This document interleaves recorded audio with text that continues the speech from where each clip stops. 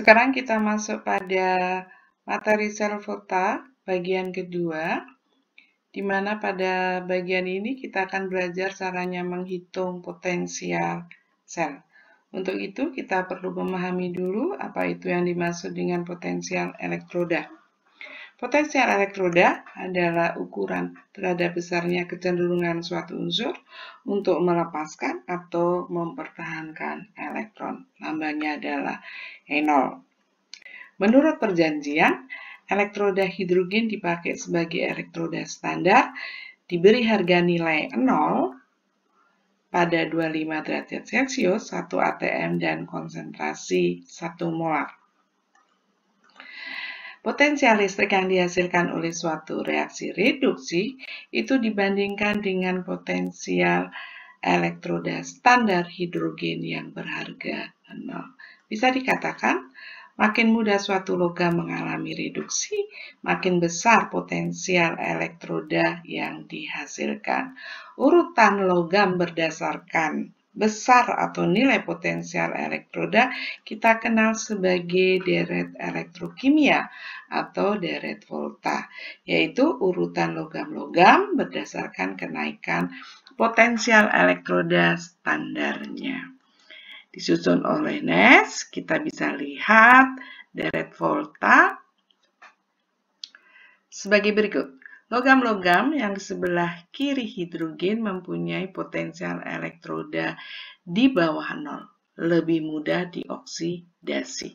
Sedangkan yang di sebelah kanan hidrogen, tembaga, raksa, perak, platina, dan emas, ini adalah logam-logam mulia, lebih mudah direduksi daripada dioksidasi, mempunyai harga potensial elektroda di atas 0. Makin ke kanan letak suatu logam dalam deret volta, makin besar potensial elektrodanya, makin mudah direduksi.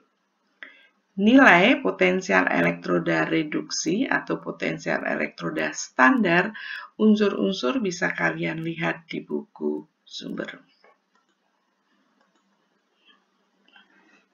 Ya.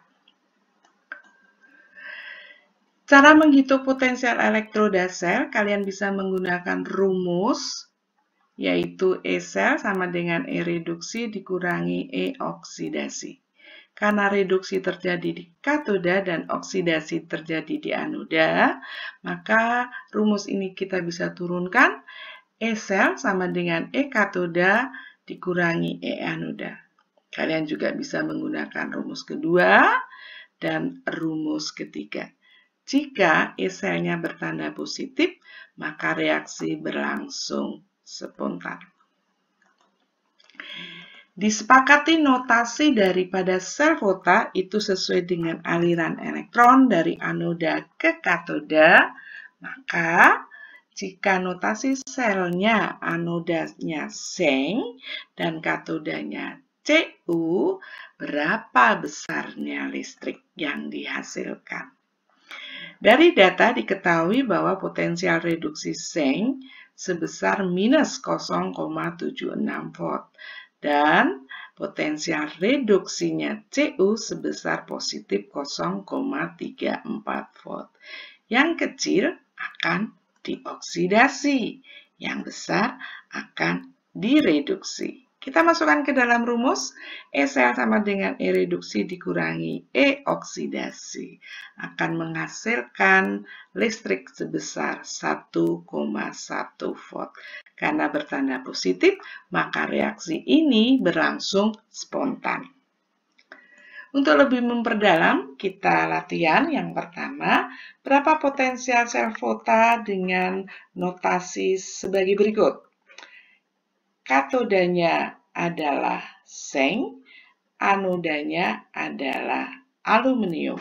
Dia mengalami oksidasi dan di katoda mengalami reaksi reduksi. Dari data didapat bahwa potensial reduksi Seng minus 0,76. Potensial reduksi Al minus 0,1,66. Yang lebih besar akan direduksi. yang lebih kecil akan dioksidasi. Kita bisa jumlahkan reaksi setengah oksidasi dan setengah reduksi. Akan mendapatkan nilai redoksnya akan menghasilkan S-sel sebesar positif 0,9 volt. Perhatikan di sini, ini reduksi bertanda negatif. Jika dibalik menjadi oksidasi, dia bertanda positif. Kita juga bisa masukkan ke rumus E-rad dikurangi E-ox, menghasilkan positif 0,9 volt. Karena bertanda positif, reaksi ini berlangsung spontan. Soal yang kedua. Apa artinya jika diketahui data potensial elektroda zinc sama dengan minus 0,76 volt? Minus 0,76 volt. Ya, berarti kita bisa menuliskan reaksi reduksinya. Zinc 2+ menangkap elektron, 2 elektron menghasilkan Zn dengan potensial elektroda sebesar minus 0,76 volt. Karena bertanda negatif, maka zinc sukar direduksi. Karena potensi reduksi itu dibandingkan dengan hidrogen, maka zinc 2+ ini lebih sukar direduksi. Harusnya dia dioksidasi. Dan H+ lebih mudah dioksidasi daripada zinc 2+. Soal ketiga.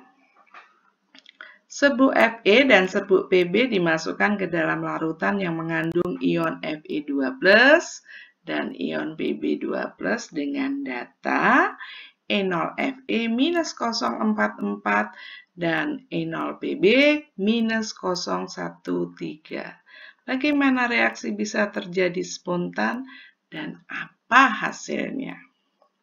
Ya, dari data kita bisa tulis reaksi reduksi Fe, E0-nya minus 0,144, Pb, E0-nya minus 013. Agar reaksi dapat berlangsung, maka harus ada reaksi redoks, oksidasi, dan reduksi.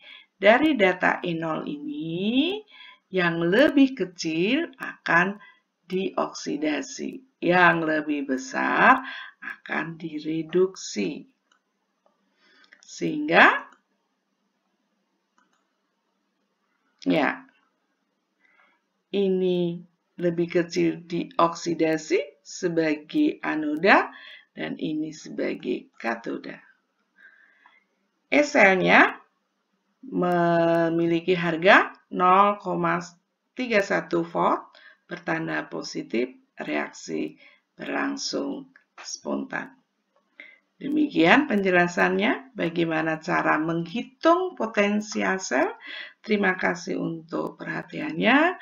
Tetap semangat dan belajar. Jika ada pertanyaan, kalian bisa kirimkan di email yang tertulis di sini. Terima kasih.